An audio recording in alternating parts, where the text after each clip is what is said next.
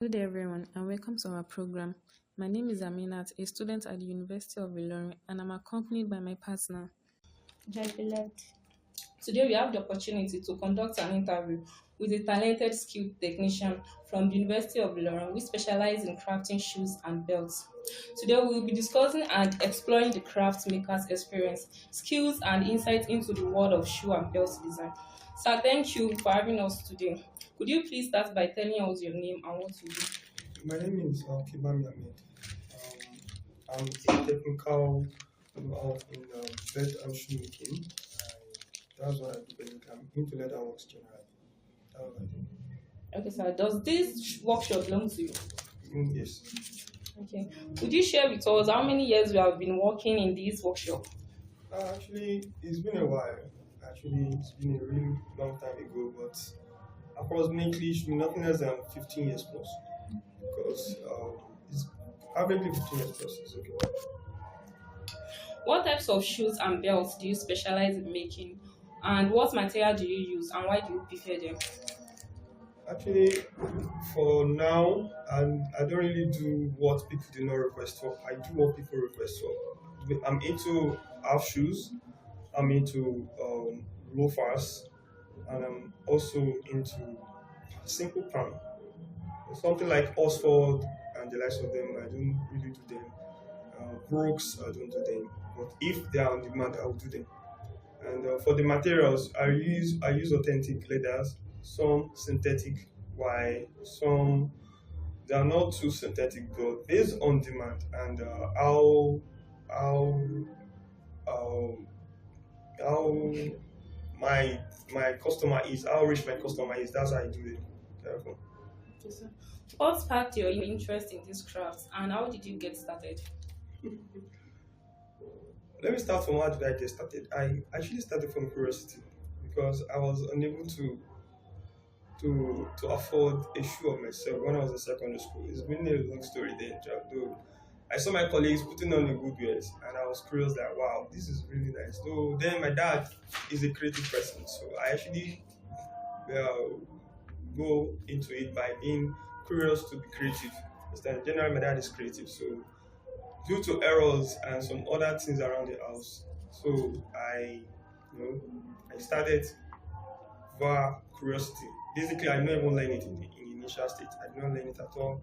And by doing something so funny, by going to the market, buying some crude materials, making something that even though when people laugh at me, I'll still do it. And errors of my clients when each time I do them a little things. Then when I was in school, each time I do them little things and they see it, wow, this is nice. But this is just a little correction you need to do.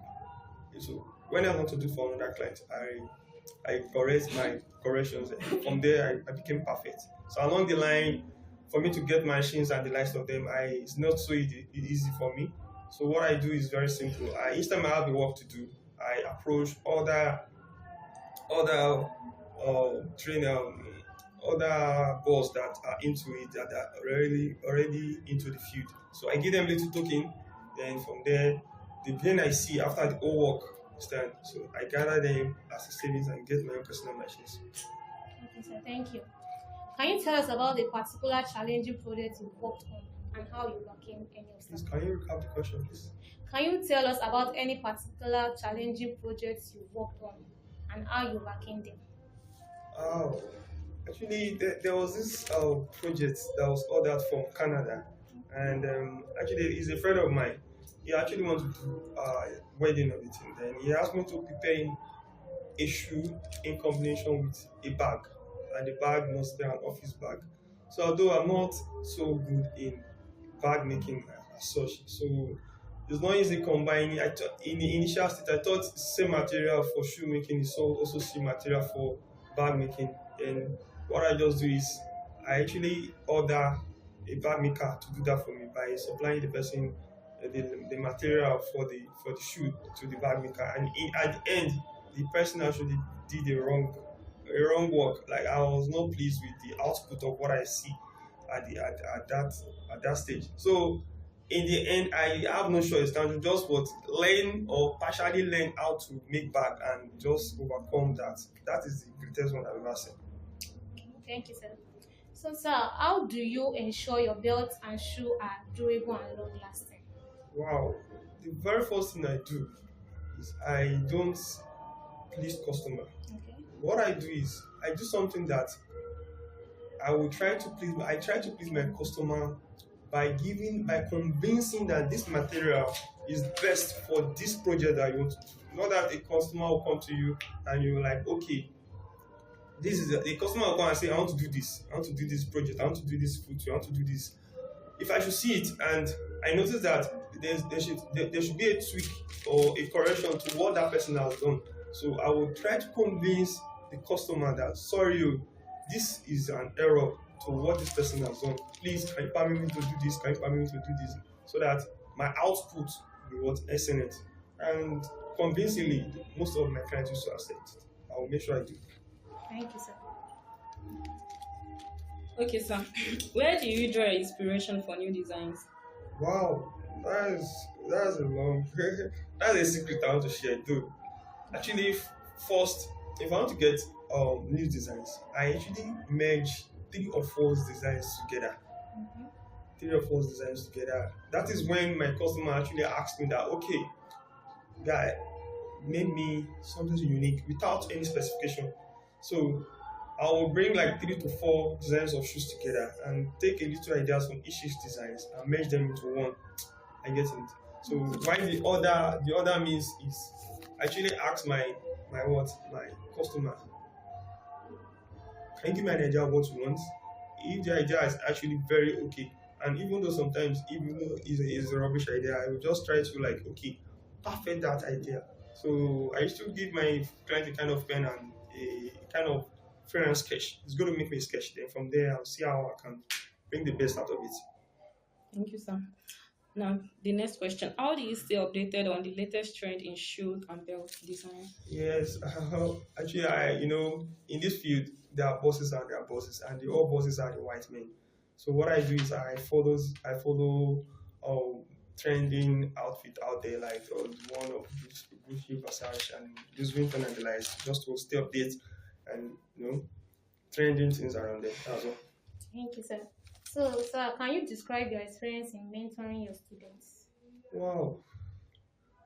Presently, I've used more than 5 years in this field, and it has not been fun in training students. In fact, I find more pleasure in training students than even what doing the footwear for customers, because I notice that each time you train them, they are. Let me even give you a slight story. When I started the training, I found out that some students cannot even use scissors.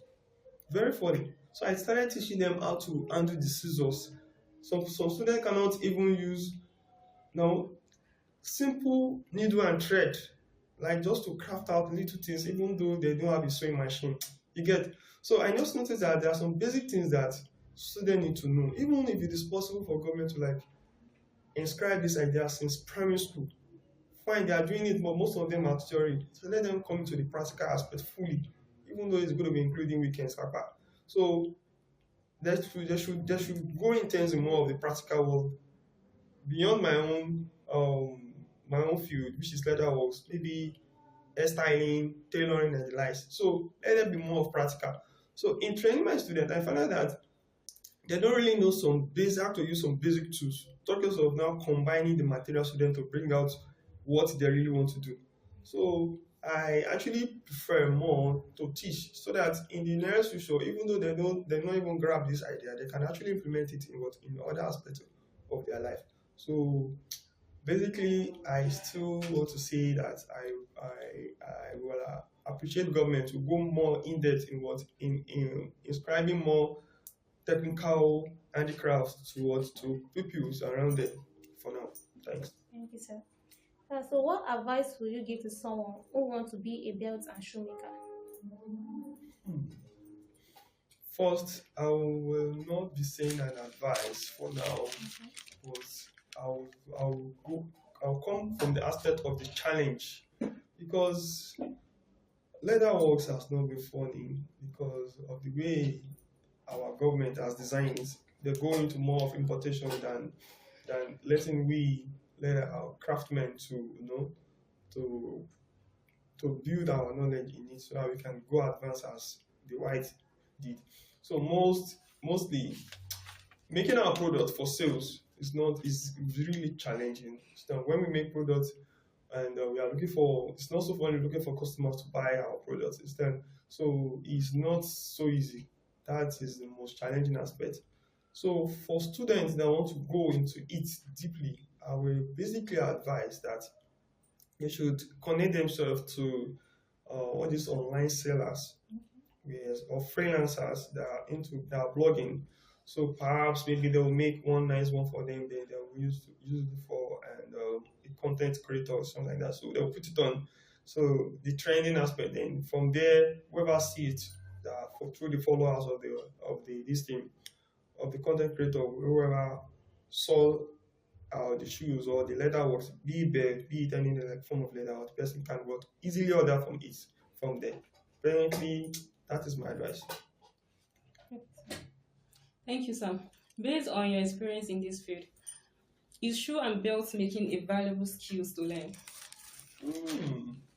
Yes, it's a valuable skill to learn. It's really, profitable.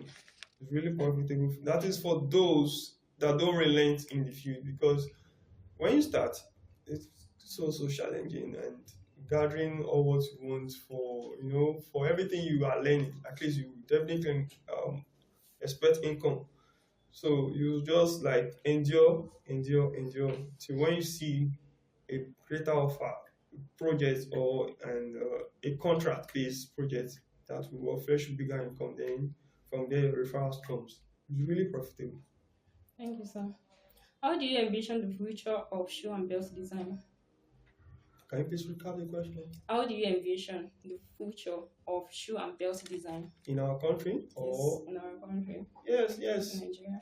Yes, it's for now the envision to me, I will be sincere, is not really encouraging, because most of what we use as the local stuff that we use are still imported. So even due to normal leather, normal real leather, genuine leather we use, most of them are still imported. That are so. That's the most. People. The government should please, as far as they can do, even as far as the industrial machines that we use or the normal machines and the rest of them, most of them are imported. So it's not so easy for us to like use local based products, like maybe tanning ourselves, what's it called, the skin of a goat or a cow, making it into real leather. All those chemicals that they use, they are not really easily affordable for us to make leather, a genuine leather, so that we want to make our product. So for now, I don't know what will happen in the next 10 years or whatever you say. For now, it's not encouraging and it's so poor. Thank you. Thank you, sir. Thank you, sir. So, sir, how do you want to handle working with limited resources and still manage to create innovative and high-quality designs? How did I want to what? How do you handle working with limited resources and still manage to create innovative and high-quality designs? Yes, actually, for that question is not something so technical. As far as you are creative, you just manage around the limited material that you have. Most times that used to work very well when you have when you don't have customer base demand, meaning you want to just make anything else towards to the public. So you just go to your normal warehouse and bring out the scrap materials or whatever you have. Then you begin from there. That's when you know that you are skillful, because you definitely have scrap materials in your store. You also make something out of them, just like to be nice, and see from there you make different things and they'll definitely be attractive. So that is where most idea comes from. Thanks. Thank you, sir. Thank you for having us today. We really appreciate you. Thank you too. Thank you, sir. Thank you so much, sir. Thank you.